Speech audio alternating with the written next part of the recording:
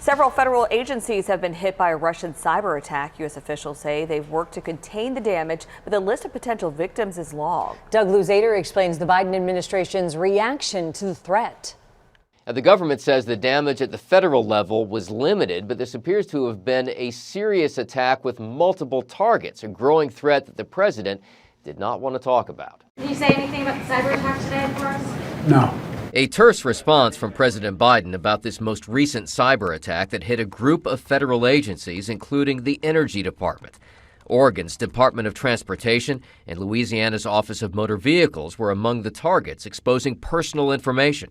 The head of the Federal Cybersecurity and Infrastructure Agency would only say that an investigation is underway. We don't have a full understanding of what the impacts are or whether there are impacts, but we're working through it very aggressively. Aggressively because this is a growing headache for U.S. officials.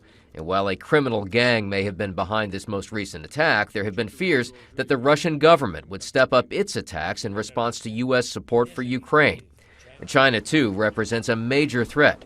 And on Capitol Hill, concerns about possible groundwork that we're not even aware of. And some of this we don't know whether they have already infiltrated our infrastructure and just have not yet disabled it, or whether they've, so that's a continuing item of concern. And if there were to be a conflict between the U.S. and China, all bets are off. They would try to defeat us at home, to attack our electric grid, to attack oil and gas distribution, to attack our financial system, take ATM machines away from us, etc., to do as much as damage as they possibly can to break American will, and it would cost us lives.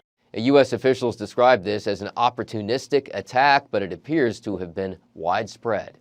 In Washington, I'm Doug Luzader for WDRB News.